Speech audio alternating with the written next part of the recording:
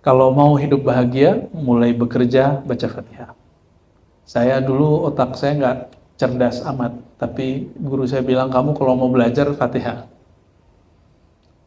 Baru setelah saya kuliah, saya paham kenapa Fatihah itu dahsyat. Al-Fatihah beda dengan Yasin. Yasin disebut qalbul Quran.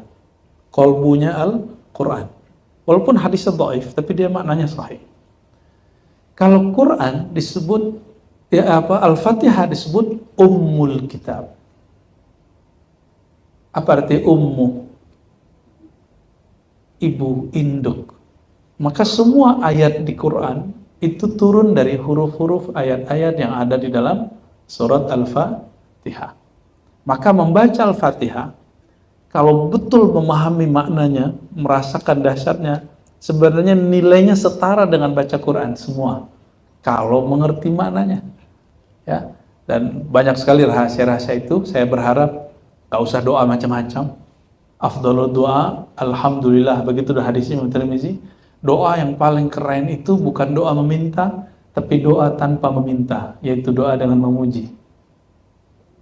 Senang dimintain atau dipuji? Senang dipuji gak? Senang dipuji. Kita gak suka kalau dimintain orang, tapi kita senang dipuji. Sifat senang dipuji itu salah satu sifat Allah yang Allah pinjamkan untuk kita semua. Ya, maka hadisnya menyebutkan afdhalud doa, doa seruan yang paling bagus bukan ketika kamu menuntut Allah, tapi seruan memanggil yang terbaik ketika kamu memuji Allah. Jadi doa itu arti harfiahnya apa? Menyeru, memanggil. Itu arti aslinya, bukan meminta. Siapa yang nerjemahin doa meminta? Itu orang awam. Ya, ulama kita mengartikan doa itu dakwatun. Dakwatun apa artinya? Menyeru, memanggil. Dan orang sedang dipanggil dengan nama terbaik. Dan nama terbaik yang Allah paling suka ada di dalam Alhamdulillahi Rabbil Alamin. Segala puji, semua puji lillah, milik Allah. Dan nama Allah itu nama yang paling disuka oleh Allah. Dan nama kedua yang paling disuka oleh Allah, Rabbil Alamin. Rabb, pencipta, pemberi rezeki seluruh alam. Karena khusus teman-teman semua sedang mencari rezeki, saya menerjemahkan kata Rabb yang mengatur rezeki. Ini coba lihat, duduknya sama, kantornya sama, rezekinya beda nggak? Gajinya sama loh, tapi rezekinya beda nggak? Gajinya sama, tapi rezeki bisa beda, karena gaji dan rezeki berbeda. Kita bekerja tiap hari, tapi yang duluan berangkat merebut masjid untuk umroh, bisa begitu? Kenapa? Dia nggak dapat gaji, tapi dia dapat rezeki. Itu beda. Maka rezeki itu artinya anugerah dari Allah SWT, dan Allah itu kalau memberi, la yahtasib. Allah nggak ngitung. Tapi kita sering menghitung-hitung. Nah ini, kita sering mengunci rezeki kita sendiri. Apa kata Allah SWT, hadis qudsi, ana inda zanni abdi. Aku berdasarkan persepsi hambaku. Kalau persepsi kita tentang Allah maha rezeki itu sedikit, maka Allah ngasih sedikit. Itu sebabnya orang-orang nggak berkembang. Dia akan stagnan di dunia dia. Saya mah apa? Dia diskon dirinya, padahal Allah menciptakan dia sempurna. Ya, jadi jangan pernah mendiskon diri kecuali kepada Allah. Kalau ke manusia jangan diskon diri, kita harus pede. Orang Indonesia ini kan terlalu tawadu, tapi nggak di tempatnya. Kamu bisa bahasa Inggris nggak? Bisa dikit-dikit gitu ya. Kamu bisa bahasa Arab nggak? Bisa dikit-dikit. Saya pernah begitu dulu ketika berjumpa orang Arab, dia bilang, kamu kalau bisa bilang bisa. Kalau nggak bisa, bilang nggak bisa. Kami butuh orang yang jelas bisa dan tidak bisa, mampu atau tidak mampu. Nah, kita sering tawadu tidak pada tempatnya. Tawadu itu waqfid janahaka lil mu'minin. Jadi tawadu itu di hadapan orang yang beriman dalam urusan keimanan, bukan dalam urusan pekerjaan. Dalam pekerjaan kamu bisa, saya bisa, gitu. Ya, para sahabat begitu kalau perang. Mereka kalau perang malah nawarin, wahai Rasulullah, kalau saya begini gimana? Kalau saya begini gimana? Gitu. Bahkan mereka sempat ada yang offer itu. Maka Nabi SAW cut. Oke, kembali ke sini. Saudara-saudariku, ketika memulai sesuatu apapun, mulailah dengan menyebut nama Allah. Karena ada hadis yang kita sering dengar, kullu amrin la yubda bil hamdalah fahuwa aqta, fahuwa abtar, ya. Segala sesuatu yang tidak mulai dengan memuji Allah, maka orangnya akan sewot. Abtar, aqta. Aqta itu berarti kebaikannya habis. Apa maknanya? Orang itu jadi nggak mood. Kalau kita memulai dengan memuji, positif atau negatif? Orang yang memulai dengan mood yang baik, maka dia akan diberkahi. Jadi kalau mulai bekerja, jangan sampai moodnya jelek. Tadi saya dapat satu belajar ilmu dari Pak Marjana. Beliau kalau ke kantor sering goes, ya. Tapi saya bilang, ya, kami dua hal yang beda. Saya punya hal yang buruk tentang goes, sedangkan Pak Marjana punya hal yang baik tentang goes. Beliau itu dapat keajaiban dari goes, punya suatu kenangan indah dari goes. Kalau saya enggak, dengan goes sepeda saya hilang. Jadi tuh kalau ingat sepeda, saya ditawarin pernah ada sepeda harga 40 juta oleh kawan. Nih pakai nih, lo pakai nih, gratis. Saya bilang enggak, ada trauma di dalam diri saya tentang sepeda. Ya, jadi memori kita beda. Akhirnya kalau lihat sepeda, saya mikir kalau di jalan, apa asiknya di Sudirman pakai sepeda? Ternyata baru terjawab hari ini. Pagi ini dari Pak Marjana, ya, barakallah. Semoga Allah berkahi. Jadi ternyata ilmu itu nggak hanya di kitab, ilmu itu ada di kitab yang terkembang di alam semesta. Nah, orang kalau memulai pekerjaannya, alhamdulillah, dia sedang membuat mood yang baik dalam dirinya. Asik nggak kerja sama orang yang moody, yang moodnya nggak beres? Asik. Orang begitu juga akan berkembang. Karena siapapun dekat dia, itu terganggu. Sedangkan dalam hadis dikatakan, al-muslimu man salimal muslimuna min lisanihi wa yadihi. Muslim yang ideal itu orang yang terjaga dari sifat mood yang buruk dari lisan dan sikap dia. Orang kalau moodnya jelek, ngomongnya nggak enak. Ya, pernah di motor atau di mobil atau di kendaraan umum senggol orang terus mood kita jelek, pernah nggak? Ya, ini baru kemarin. Saya baru sekali ini nyenggol orang dari belakang. Kemarin pulang dari Ayen, bawa anak-anak kena liburan. Biasa Jakarta Bekasi, masya Allah. Kita nyampe di tengah, lampu merahnya nyala. Di kanan pada nyesek, pada ngepel, di kiri depan belum selesai. Kepanikan saat itu, akhirnya saya maju, ternyata lumayan kenalan sama mobil samping kiri. Tapi kita mencoba untuk tidak marah, saya minta maaf segala macam. Tapi siapa yang kena? Orang samping kiri kanan kita, itu moodnya langsung jelek sampai malam tadi, sampai sebelum tidur. Orang yang tinggal di dekat saya, maksudnya istri saya sendiri, itu moodnya jelek. Karena melihat ada orang di jalan menyebar mood yang tidak baik. Ternyata kalau kita di jalan, itu syaitan itu sangat gampang nyambar orang. Dalam hadis Nabi SAW dikatakan, inna syaitan yajri majrad dam. Ya. Sesungguhnya syaitan itu mengalir di setiap pembuluh darah. Di mata ada darah? Ada. Benar. Di mata ada darah? Kalau nggak bisa lihat. Coba cek dulu. Di telinga ada darah? Itu sebabnya kita, karena di sini ada syaitan, mata ini senang melihat orang tengkar. Ngelihat. Tapi kalau kita yang mengalami, kita nggak enak. Tapi hati-hati, ngelihat orang tengkar, itu syaitannya nempel sini. Itu mempengaruhi mood. Ngelihat ada orang disalib jatuh, itu nggak enak. Maksud saya sederhana, teman-teman semua. Kalau mau bekerja, sebelum masuk kantor, usahakan berwudu. Kalau mbak-mbak ini kan kayak bedak ya, minimal cuci tangan. Itu conditioning, yang kita sebut conditioning. Jadi sebelum masuk ke suatu tempat yang kita mesti butuh fokus, Lakukan apa yang disebut conditioning. Itu yang Nabi SAW katakan ya, bahwa wudhu itu ada cahaya di dalamnya. Dan wudhu artinya dua. Pertama mencuci tangan, yang kedua wudhu sholat. Jadi wudhu itu ada dua. Wudhu li sholat atau wudhu lughatan. Wudhu untuk sholat, sudah paham pastinya, ada wudhu cuci tangan. Dan itu semuanya conditioning. Ya. Jadi Nabi itu memperhatikan sekali sahabat-sahabat untuk conditioning untuk melakukan segala sesuatu. Nah, kembali ke hadis yang tadi.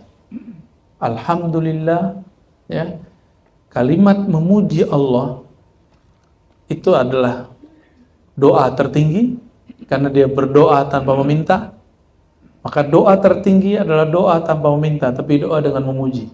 Karena kata doa bukan meminta-minta sebenarnya, tapi adalah memanggil. Ya, doa nidaun lirrabb. Doa itu memanggil Allah Subhanahu wa taala. Ya, dan Allah memberikan salah satu sifat dalam diri kita, yaitu sifat nur rububiyah namanya. Nur rububiyah itu nur pengasuhan, mengurusi. Bapak Ibu, saudara-saudariku, teman-temanku, ketika kita punya anak, kita mau ngurus anak nggak? Nah, di dalam hadis, dalam Quran juga ada doa ketika kita mendoakan orang tua. Ya Allah, sayangi orang tuaku kama rabbayani shaghira. Rabbayani, rabba itu asal katanya rabb rububiyah. Maka saya menyebut ini nur rububiyah. Cahaya yang Allah titip dalam diri, ilmu yang Allah titipkan dalam diri, rasa yang Allah titipkan dalam diri untuk ingin memperhatikan orang. Ya Allah, sayangi orang tuaku seperti orang tuaku dulu mengurusku waktu kecil. Gitu. Seperti dulu orang tuaku menyayangiku waktu kecil. Maka isi dari kata Rabb itu adalah kasih sayang. Jadi kalau diterjemah, Alhamdulillahi Rabbil Alamin. Segala puji milik Allah yang mengurusi semua alam dengan kasih sayangnya. Seperti bahkan lebih dahsyat, lebih sempurna melebihi orang tua kepada anaknya. Maka ada hadis qudsi menyebutkan, hadis yang sahih Bukhari, innallaha ghayurun, Allah itu maha pencemburu, innallaha rahimun, innallaha arham bi'ibadihi, Allah lebih sayang kepada hambanya melebihi ibu kepada waladiha, kepada anaknya. Ibu mendengar anaknya nangis, ibu yang baru, ada yang baru ngelahirin nggak? Nggak. Dengar anak menangis, atau sudah pernah punya anak sebagian? Ada yang sudah pernah punya anak? Atau ada yang mau pengen punya anak? Kalau itu saya nggak bisa jawab ya. Kalau kita punya anak, ya, lalu anak kita nangis, laki-laki kan nggak punya, mohon maaf, nggak punya teknik itu ya, karena nggak dikasih sama Allah. Nggak punya ASI maksud saya. Kalau ibu-ibu itu langsung, ya, ASInya langsung keluar, padahal baru dengar suara. Tapi, apakah seorang ibu memberi anak makan ketika anaknya nangis atau mengikuti time-nya? Mengikuti time-nya sebenarnya. Jadi si ibu tahu, walaupun si anak nggak nangis, pasti diberi ASI. Maksud saya apa? Allah itu lebih paham kapan memberi si anak, si hamba, rezeki, melebihi si ibu mengerti kapan si anak diberi rezeki. Maka kalau ada seorang ngomong gini, kok hidup saya gini-gini aja? Nah, karena kita sudah ngeblok diri dengan cara seperti itu. Kok hidupku susah? Karena kita mikir susah. Kok kurang? Berarti bukan kurang. Kita mungkin konsumtif, melebihi apa yang kita punya. Nggak ada orang hidup kurang, semua Allah cukupkan. Allah itu selalu mencukupkan orang. Yang ada itu angan-angannya melebihi langkahnya. Kemauannya melebihi kebutuhannya. Ya. Maka Nabi SAW punya doa. Doa ini sering salah pahami oleh para penceramah, sehingga mereka menuduh Nabi SAW itu miskin. Apa kata beliau? Allahumma ahyini miskina. Ya Allah, hidupkan aku, beri aku cara hidup yang miskina. Miskin dalam terjemahan kita itu kurang, tapi ternyata bukan itu artinya. Allahumma ahyini miskina artinya, ya Allah hidupkan aku sederhana. Jadikan aku hidup dan kebutuhanku, kemauanku berdasarkan kebutuhanku. Mohon maaf nih bapak-bapak, punya istri satu, pengeluaran berapa setiap hari? Banyak. Gaji habis? Masih nyimpan? Oke, bayangkan kalau punya istri 9, seperti Rasulullah SAW. Itu orang kaya apa orang miskin? Kita baru punya satu istri, kita udah mikir, gimana kalau punya istri banyak? Berarti itu orang kaya para miskin Rasulullah SAW. Orang kaya. Jadi jangan pernah berpikir Rasulullah SAW itu miskin. Beliau orang paling kaya di zamannya. Percaya nggak? Nabi punya kuda 20. Punya onta lebih dari 20. Kuda itu sama hari ini dengan apa namanya yang baru keluar nih, Toyota apa tuh, yang 2,4 itu, Land Cruiser. Mulai dari yang begitu sampai Fortuner Nabi punya, kira-kira begitu. Dulu kan nggak ada pabrikan Jepang. Bahkan Nabi punya himar yang merah, dan itu paling mahal, mirip-mirip kayak apa mobil yang warna merah nyala itu, Ferrari. Itu kendaraan paling Nabi suka untuk santai-santai belusukan. Nabi belusukannya pakai kendaraan terbaik. Dan Nabi suka masuk pasar. Kalau sekarang showroom, pasar ternak khusus untuk kendaraan perang, kendaraan style, Nabi sering masuk. Dan beliau SAW sering bertransaksi dan akan ditipu oleh orang-orang Arab jahiliyah. Jadi pernah beliau mau beli kuda. Terus tawar-menawar dengan orang Arab Badui. Bayangin Arab Badui. Arab Badui ini nggak punya adabnya. Tapi mereka baik ya. Sudah deal dengan Rasulullah SAW, tiba-tiba ada orang lain nawar yang lebih tinggi. Dan dia buat deal yang baru. Akhirnya orang Arab Badui tidak menyerahkan itu kuda kepada baginda SAW ketika belum menyerahkan uang. Apa yang kemudian Nabi SAW lakukan? Wahai orang-orang di pasar, di showroom ini kira-kira gitu, siapa yang mendengar aku tadi transaksi dengan Arab Badui? Rasulullah SAW itu nggak ada yang kasihin, karena orang-orang udah pergi, Arab Badui ini orang udah pergi nih, maka dia buat deal yang baru, transaksi baru. Ternyata ada namanya Khuzaimah, ya, Ibn Thabit, dia kemudian mengatakan, aku wahai Rasulullah. Padahal Khuzaimah ini nggak pernah menyaksikan, dia cuma ngeliat dari jauh, tapi nggak tahu kalau Nabi transaksi. Dan Khuzaimah itu kemudian Nabi kasih gelar, hai Khuzaimah, kenapa engkau bersaksi bahwa aku transaksi, padahal engkau tidak melihat dekat? Jawaban dia apa? Sejak kapan Rasulullah itu bohong? Kalau Rasulullah sudah mengatakan, aku melakukan sesuatu, pasti itu benar. Maka aku langsung angkat tangan. Itulah kekurangan orang di pasar. Mereka melihat Nabi SAW seperti orang biasa. Ini kalam dari orang-orang kafir Quraisy, ya. Orang-orang kafir Quraisy, orang-orang Yahudi, apa kata orang-orang Yahudi? Apakah kamu punya Rasul yamshi fil aswaq, yang jalan-jalan di pasar? Nah, Nabi melawan tren itu, bahwa Nabi nggak boleh di pasar. Nah, maksud saya apa menyebut hal ini? Nabi SAW itu orang yang sangat keren, tapi hidupnya sederhana. Dan kalau ada orang yang meminta sesuatu darinya, yang menurut dia butuh, maka Nabi memberi. Nah, inti dari kajian ini, teman-teman, kembali kepada lafaz Alhamdulillah tadi. Ya, jika ingin hidupnya diberkahi, wiridnya nggak usah banyak-banyak, baca aja Alhamdulillah banyak-banyak. Ya, nah, ini saya tutup dengan sebuah hadis. Nabi SAW mengatakan bahwa para malaikat di langit dan di bumi, mereka diberi rezeki itu dengan memuji Allah. Ya, apa yang mereka baca? Subhanallah wa bihamdi. Subhanallah hil azim. Maha suci Allah, maha terpuji Allah. Segala puji bagi Allah. Maka ketika Imam Bukhari menutup kitab hadisnya, beliau menutup dengan bab ini, bab tentang tasbih, dan Imam Tabrani, Abu Naim mengatakan, inilah rezeki malaikat. Siapa yang ingin diberkahi rezekinya, amalkan subhanallah bihamdi azim 100 pagi sore. Ya, itu zikir dari Nabi SAW. Secara zahir di dunia diberkahi, Di akhirat orang yang punya subhanallah bihamdi subhanallah azim, dia punya coupling, disebutkan subhanallah bihamdi subhanallah azim gharsun fil jannah, hadis sahih Muslim. Orang yang membaca subhanallah bihamdi subhanallah azim, dia sedang menanam pohon-pohon dengan coupling yang luas di sorga. Itu kalau pohon jadi, itu kalau dilewatin di bawahnya 100 tahun perjalanan baru nyampe di pohon yang satu lagi. Saking tinggi dan besarnya pohon itu. Pengen punya coupling?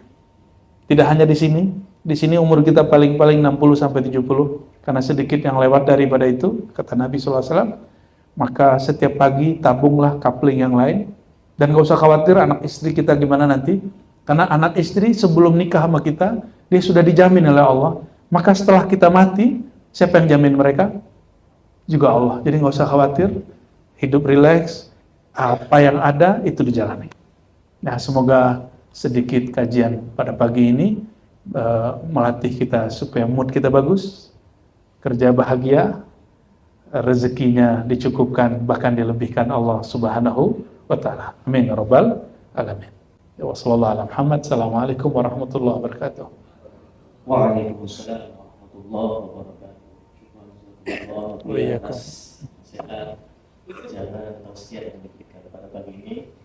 Selanjutnya tanya jawab, kami buka untuk pertanyaan terlebih dahulu bagi Bapak Ibu yang hadir di sini ataupun yang hadir secara online via Zoom, bisa angkat tangan untuk bertanya. Bapak Ibu hadirin yang hadir di tempat ini. Itu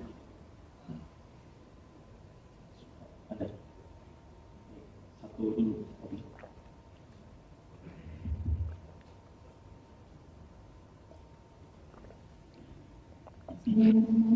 Assalamualaikum warahmatullahi wabarakatuh. Assalamualaikum. Aku izin bertanya, Ustaz. Tadi kan kata Ustaz, doa yang terbaik itu adalah doa memuji kepada Allah Subhanahu wa Ta'ala. Tetapi ada beberapa ujaran juga dari orang-orang yang menyatakan bahwa kalau berdoa itu harus sedetail mungkin. Kamu maunya apa? A, B, C, D. Berarti itu sebenarnya kita meminta dong. Nah, bagaimana hukumnya dan apakah doa kita itu tuh doa yang sedetail itu Allah menerimanya atau tidak gitu, Ustaz. Terima kasih. Okay. Wassalamualaikum warahmatullahi wabarakatuh. Assalamualaikum. Itu ala motivator, bukan ala orang yang mengenal Allah dan Rasulnya. Mohon maaf ya, saya melawan tren itu. Karena yang paling mengerti Allah Rasulullah SAW. Apa kata Rasulullah SAW? Afdalud du'a, alhamdulillah, hadis sahih wa Imam Tirmizi. Doa yang paling sempurna, paling afdal, bukanlah doa meminta, tapi doa memuji. Ini hadisnya jelas. Lebih sempurna, lebih benar Nabi atau motivator? Lebih benar Nabi atau Ustadz? Nabi Sallallahu Alaihi Wasallam. Ya. Terus sebenarnya maksudnya bukan spesifik. Yang dimaksud itu bukan spesifik, tapi kalimatnya di Quran adalah ammay yujibul muttarra idza da'a. Bukan spesifik, tapi disebut terpaksa yakin. Lalu siapakah ammay yujibul muttarra? Menjawab, mengijabah dari orang yang merasa terpaksa. Terpaksa itu yang disebut doa kepepet. Jadi the power of kepepet itu kan sempat lama itu ya. Itu diambil dari ayat itu. Nah kalau itu oke lah, sahih lah itu. Tapi ayatnya tidak menyebutkan kata spesifik. Ya. Mungkin ada satu riwayat lagi, orang-orang sering ngomong ini, ya Allah terserah engkau, terserah engkau. Kalau itu enggak juga, kita nggak masukkan begitu. Ya. Ada juga kalimat yang terserah Allah itu bagus. Jadi riwayat hadis itu banyak sekali. Ya. Saya mau tanya, yang tahu kebutuhan kita itu kita sendiri atau Allah lebih tahu? Ya, bisa nggak cek yang saya minta itu kebutuhan atau kemauan? Kita sulit membedakannya. Dan yang tahu bahwa itu kebutuhan itu Allah. Maka Allah kadang memberinya lebih dari yang kita minta. Kalau kita meminta spesifik, Allah akan mengasihnya segitu. Tapi kalau kita memuji Allah, terbersit sedikit lalu kita minta. Kalau saya malu meminta satu kepada Allah, malu. Ya, karena ada satu nama Allah, Alimum bidzatis sudur. Dia maha tahu apa yang tergores di hati. Maka ada dua hal yang mesti dipahami situ. Apabila saya berdoa, niatnya memberitahu Allah, itu akidahnya rusak. Allah perlu diberitahu nggak? Sejak kapan Allah tidak tahu? Sehingga perlu diberi tahu. Makanya saya kasih tahu, ini alam motivator ini sudah lewat. Zamannya sudah lewat. Sekarang zaman orang harus mengenal Allah Subhanahu wa taala detail, bukan meminta Allah detail. Giliran meminta detail, tapi mengenal Allah nggak detail. Akhirnya kita hanya tahu cara hebat berdoa, tapi tidak mengenal siapa yang kita minta. Orang kalau kenal dengan orang yang dia akan mintai, dia nggak perlu minta-minta kok. Ya. Saya ulangi lagi. Allah sebelum kita minta sudah tahu belum? Maka meminta itu hanyalah penghambaan, bermanja-manja kepada Allah. Mintalah, tapi minta dengan bahasa yang jangan kemudian memberitahu Allah, dan juga jangan nanti membatasi rahmat Allah. Seperti Arab Badui, Allah marhamni wa Muhammadan wa la tarham siwana. Ya Allah rahmati aku, sayang aku dan Muhammad saja, jangan sayang yang lain. Ya Allah saya maunya dia, jangan yang lain. Gitu. Itu sama itu ya. Saya maunya mobil itu, saya mau kerjaan itu, rumah itu, padahal Allah udah nyiapin yang lain. Itu namanya mengerdilkan Allah Subhanahu wa ta'ala. Kita boleh ngomong ini, ya Allah, dengan ilmu yang kurang, aku pengen itu. Tapi aku yakin engkau tahu sesuatu yang lebih baik bagiku. Jika itu lebih baik, mohon hantarkan kepadanya. Nah, itulah isi dari doa istikharah. Doa istikharah coba lihat. Doa istikharah itu bukan doa kawin. Ya kan, siapa yang ngajarkan doa istikharah doa kawin? Doa istikharah itu hadisnya perhatikan. Idza hamma ahadukum, begitu hadisnya. Apabila kamu ada masalah yang membuat pikiranmu berat, itu hammun. Idza hamma ahadukum, jika seseorang kamu mengalami suatu pikiran yang berat, pilihan yang berat, maka falyusghil wudu wal yusalli rakaatain. Baguskan wudu, salat 2 rakaat. Setelah itu berdoa. Isi doanya mirip-mirip begitu. Ya Allah, Engkau maha tahu, Engkau maha hebat. Jika ini baik bagiku, maka dekatkan aku kepadanya, dekatkan dia kepadaku. Jika tidak, maka jauhkan aku darinya dan jauhkan dia dariku. Dan itu bukan masalah jodoh, bisa masalah barang, bisa masalah jabatan. Ini kalau ada promosi baru jangan langsung terima. Ya. Sholat dulu, ya, sholat dulu. Saya pernah ditawarin satu benda yang sangat mahal oleh seseorang. Saya bilang, saya istikharah dulu Pak. Takut itu di luar kepantasan kita sebagai seorang pengajar. Dan alhamdulillah Allah tahan. Ya, karena itu yang pantas. Jadi begitu Mbak ya. Berdoa dengan memuji Allah itu lebih tinggi. Ya. Kalau dalam memuji, hati kita kemudian berkata, ya Allah sebenarnya aku menginginkan sesuatu. Itu langsung Allah ijabah itu. Allah itu memandang kolbu atau memandang lisan? Kolbu apa lisan? Gaya banyak sholat atau banyak zikir di kolbu? Banyak zikir. Makanya ada orang sholat, Allah laknat. Fawailun lil musallin, celaka, laknat bagi orang sholat. Tapi tidak ada laknat bagi orang berzikir. Kenapa? Hakikat sholat itu zikir. Berarti sholat yang dilaknat itu sholat yang tidak berzikir kepada Allah SWT. Dan kita mohon maaf, betapa sucinya kota Mekah. Orang nyampe di depan Ka'bah yang suci, dia masih ingat dunianya. Dia minta dunia di situ. Makanya dia abadikan di Quran. Dalam surah Al-Baqarah dikatakan, wa minan nas, di antara manusia ada yang berdoa, Rabbana atina fid dunya hasanah, tolong berikan aku dunia yang terbaik, wa ma lahu fil akhirati min khalaq, tapi dia nggak punya bagian di akhirat. Kenapa? Dia nggak minta akhirat saat doa.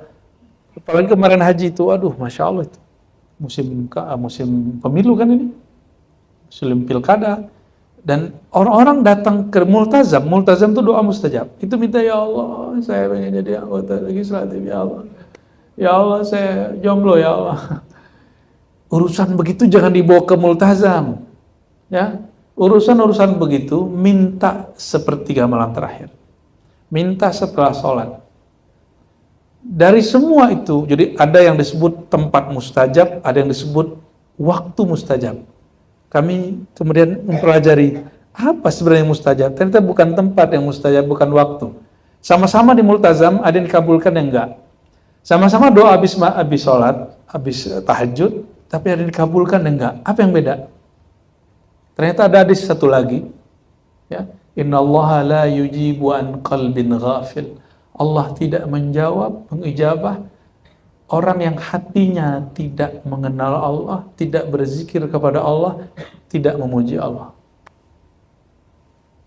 Berarti waktu yang suci, tempat yang suci, itu syaratnya di mana? Qalbu yang suci. Ya, qalbu yang suci. Inilah yang disebut mahalu nazarillah baitullah fil ard, ya. Jadi ada Ka'bahnya tubuh itu mengarah ke Makkah, Masjidil Haram. Ada Ka'bahnya batin, itu qalbu kita masing-masing. Kesitulah Allah SWT memandang. Semoga isi qalbu kita nama-namanya. Amin ya rabbal alamin.